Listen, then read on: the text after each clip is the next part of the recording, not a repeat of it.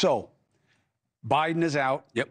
You are not surprised. Nope. Do you like the reaction to Biden being out and what we are seeing crystallize in the Democratic Party around VP Harris? Well, I would say this. I think the sympathy towards the president has been a bit excessive. And the reason why I say that is because, listen, it's not about ageism. Again, it's about him. And there was a clear decline. And his years of service, 48 years as a senator, vice president, and president of the United States, show your appreciation for him, but recognize the times that we're living in, how urgent this upcoming election is, and saying there's somebody better for the job. That's what they had to do. And then you see all of these crocodile tears coming from all over the place of the Democratic Party. And we know you pushed them out. I mean, everybody can see that. So the fact is that it came across as a bit excessive and disingenuous, to say the least. But you understood why they had to do it, because you knew what the Republicans were going to say on that end. So you look at it from that standpoint. In terms of the choice that they made, it was the obvious choice, which is Vice President Kamala Harris. That's the direction this is going in. If it's not her, would you be pissed? Would you think it's wrong? Oh, I would be. It would definitely be wrong. First of all, I look at it this way. This is just me. God forbid something had happened to him and he passed away. Who would be the president? She would. It would be her. Okay, when you donate to the campaign, it's the Biden-Harris campaign. It ain't just Biden. So the apparatus, the structure is already in place. And so why disrupt all of that, particularly this late in the game when you have to get those delegates? You can't afford to do that. So the synergy, the cohesiveness that you need, she obviously brings that to the table. Plus, she was your vice president. To me, it's an obvious choice to make here. And she has to go for it. You're a prosecutor. You're going against somebody that's been convicted of 34 felonies, that's been impeached twice. This guy had civil cases against them. This should be right up your alley. It's one thing to go up against Dems, people that are your contemporaries in your wheelhouse, and you got to butt heads with them. It's another thing entirely when they're out the way, and the only thing you've got to focus on is the opposition that is the opposite party, which is him. It should be easy for her to go up against him, of all people. Two things. One, so you're okay with this manipulated process because of who she is.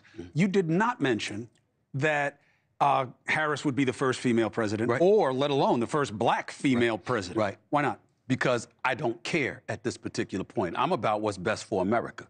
That's the number one thing that I want to. Of course, as a black man, I would be incredibly proud if she were to become president of the United States. But it's primarily because of her qualifications as a black woman, not because she's a black woman. She's the former district attorney in San Francisco, former attorney general in the state of California, a U.S. senator. She's put in the time. She's put in the work. She has the credentials. She has the intellect. She has the fiery personality. If you let it out and you don't muzzle her like the administration presumably did, all of those things come into place. As a black man, I will not apologize for wanting somebody black in that position. I voted for Barack Obama. It wasn't an option. It wasn't an option. I had to vote for him in 2008. The first opportunity for a black person to become president of the United States, absolutely. But once that transpires and that precedent has been set and history has been made, now we dial it back to those qualifications even more so. Not to say that he wasn't qualified, but certainly even more so. And when you look at it from that standpoint, she's more qualified than he was. That's right. Just like he said Hillary was more qualified than he was as a junior senator back in 2007, 2008. So I look at it from that standpoint. I would be very, very happy. But the state of affairs that exist in this country, we have to make sure that it's somebody that's qualified. She is qualified, make no mistake about it. But I'm not thinking about black, white, or anything like that. I'm thinking about the best person for the job. No, interesting take. Let's talk about the state of play a little bit. You think she can win? I think she could. I think it's going to be an uphill battle because I do think that the Republicans had gained momentum. You're hearing a lot more about the record that Joe Biden has put forth, the infrastructure bill, the rescue plan, the Rescue Act, Ketanji Brown Jackson being appointed to the Supreme Court justice, along with other things that the administration has done.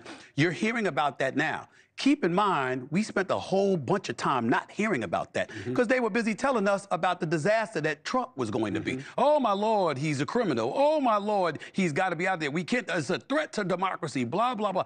We were hearing about that more so than we were hearing about what the Harris-Biden administration or the Biden-Harris administration had done. Now we're hearing more about their record and what they achieved. If you're a liberal, you're a Democrat, you're a progressive, you feel good about it. If you're a conservative Republican, you don't feel good about it. So it's two sides, and you obviously got to pick one. It's hard to pick. You might say it might have been hard to pick her over other viable Democratic candidates if there was a pool of people she had to go against in a primary. That is not what this is. It's the presidency of the United States. It's the Republican against the Democrat. It's going to be her against Trump. And to me, that is a battle she has a chance to win. Hey, thank you for watching. Please go to newsnationnow.com, newsnationnow.com, and you can find NewsNation on your television provider. And don't forget to click the red subscribe button down below. Then you will get more of NewsNation's fact-driven coverage.